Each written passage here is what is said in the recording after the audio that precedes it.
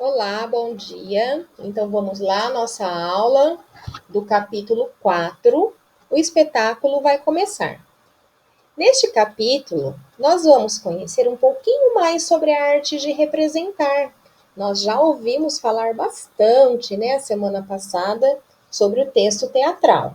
Nós falamos de um modo geral do texto teatral.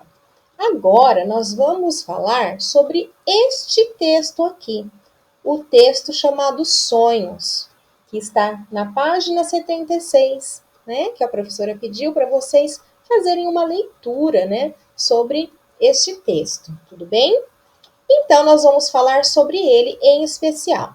Nós aqui já sabemos, o que é um teatro, os elementos que compõem um teatro, que o teatro é composto por uma plateia, o teatro acontece num lugar onde tem um palco, tem cortinas, tem os personagens, que utilizam figurinos, enfim, que representam algo.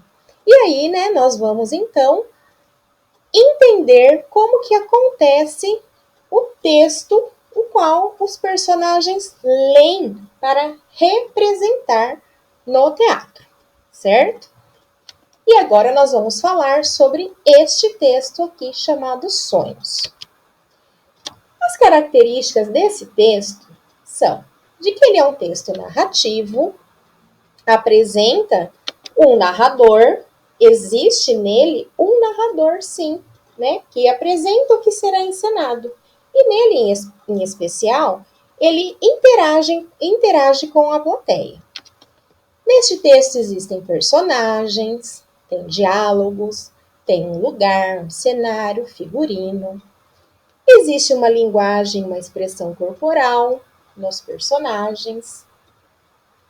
Acontece o discurso direto, que é a fala, o diálogo direto com o personagem, sem o narrador. Indicadores de rubricas, onde estão as ações do personagem, o que ele irá fazer e o seu desenvolvimento no geral, certo? Então vamos voltar. Este texto possui um narrador como personagem, ele apresenta a história, ele participa da história. Existem os personagens, além dele, que conversam, possuem um diálogo dentro do texto. Há um lugar, que é um cenário, há um figurino, existem linguagem corporal, expressões corporais e o uso do discurso direto, que nós iremos aprender logo mais também.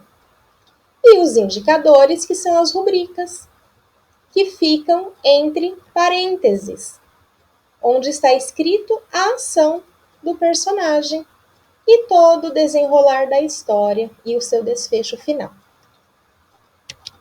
Então vamos entender a participação deste narrador. Qual é a primeira coisa que ele faz? Ele se apresenta, ele diz: olá, amiguinhos, vamos falar sobre sonhos. O que é sonho para você?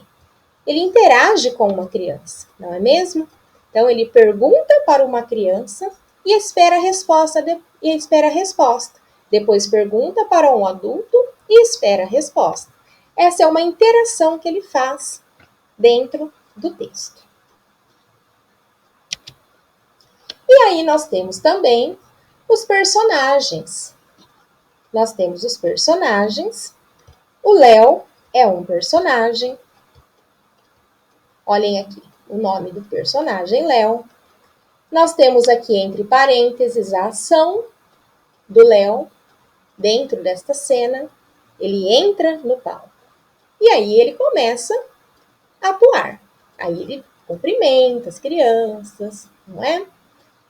E aí temos a desilusão, também é outro personagem. E aí também tem sua ação, que ela entra gritando, está aqui, entre parênteses, a rubrica. Nós temos o Léo novamente, aqui dentro dos parênteses, está mostrando como ele está, como que ele entra, como que ele está se sentindo no momento, Então, significa que é para ele fazer a expressão de assustado, esse fica assustado aí. E aí tem a desilusão, e aqui entre parênteses também está indicando a sua ação e o que ela deve fazer. Certo? E nós vamos então começar a estudar sobre este texto, sobre esta parte do texto chamado sonhos. Por que eu estou falando essa parte? Vocês perceberam que é um texto bem grande e nós vamos então trabalhar por partes. A primeira parte é essa daqui da página 76 e 77. E aí nós iremos responder algumas questões. Vamos lá? A primeira questão. Quem são os personagens que aparecem nessa parte do texto? Segunda questão. Em que parte do texto estão os nomes dos personagens? Será que está antes da fala, depois da fala ou no meio das falas? Vocês irão assinalar. Número 3. Observem a fala do narrador. Olá, meus amiguinhos. Vamos falar sobre sonhos. O que é sonho para você? E aí vocês irão responder. Quem são os amiguinhos com quem o narrador conversa? Então é interessante vocês voltarem lá e observar bem a cena. Com quem será que este narrador está conversando?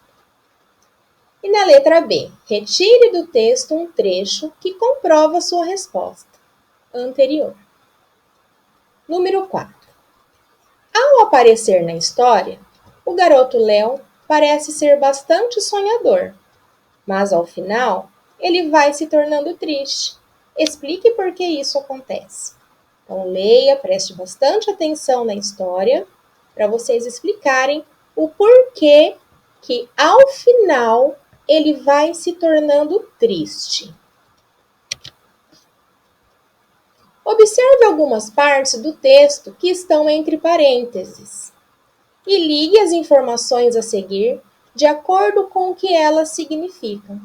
Então, olha só, existem algumas informações que estão aqui entre parênteses, que são as rubricas presentes no texto teatral, não é mesmo? Lembra?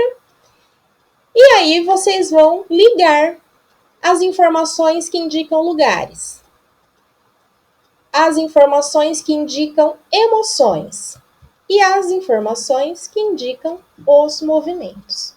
Certo, pessoal?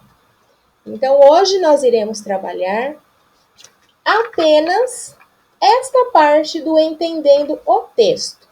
Qual texto? Esta primeira parte do texto sonhos, tá bom? Então, façam com bastante atenção e amanhã nós voltaremos aos exercícios, tudo bem?